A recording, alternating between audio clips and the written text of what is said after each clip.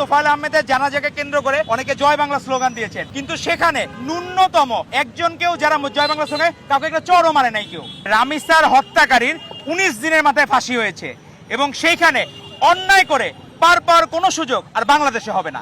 এই সাইকোলজি যখন ডেভেলপ করবে তখন অন্যায়ের হার আস্তে আস্তে শূন্যের কোঠায় চলে আসবে। ওবায়দুল কাদের থেকে লীগের অজস্র নেতাকর্মীরা বলেছিল যদি আওয়ামী লীগ ক্ষমতা থেকে নেমে যায় তাহলে 10 লাখের উপর মানুষ মারা যাবে, কিন্তু 10টা লোকও মারা যায় নাই।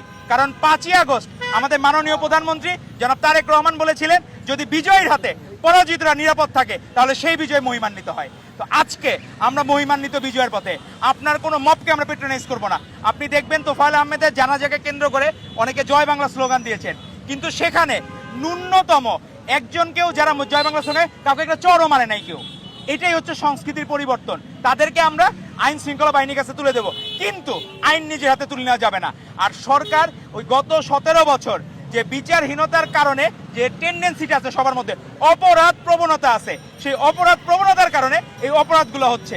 তবে আপনি দেখবেন আস্তে আস্তে রামিসার যে হত্যাকাণ্ডের যে তাদের দুইজনেরই বিচার হয়েছে, স্বামী এবং স্ত্রীর ফাঁসি হয়েছে, এইটা বাংলাদেশের জন্য ভবিষ্যতের জন্য একটা ল্যান্ডমার্ক।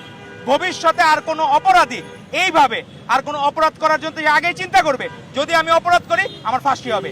এই কারণেই অপরাধের প্রবণতা আস্তে আস্তে কমে যাবে এবং আশা করি আমাদের মাননীয় প্রধানমন্ত্রী জনাব তারেক রহমানের নেতৃত্বে সেটি শূন্যের কোঠায় চলে আসবে।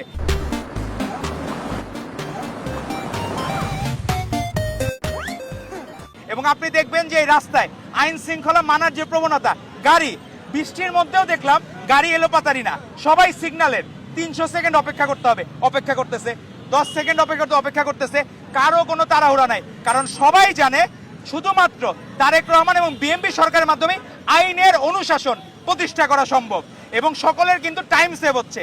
তো এই গভর্নমেন্ট বাংলাদেশকে ভালো কিছু উপহার। আপনার ঋতুপর্ণা চাকমা তার ফ্যামিলির যে অবস্থা খারাপ সেটা তারেক রহমান আগে থেকে জানতেন।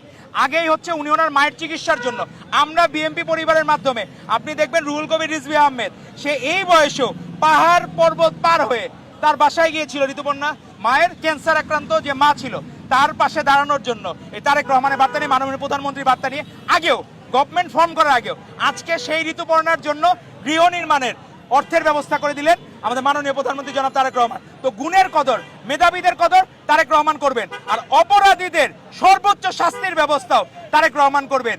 এই জন্যই হচ্ছে যে হলো শিষ্টের পালন দুষ্টের দমন, সেটাই হচ্ছে আমাদের মাননীয় প্রধানমন্ত্রী জনাব তারেক রহমানের মূলনীতি।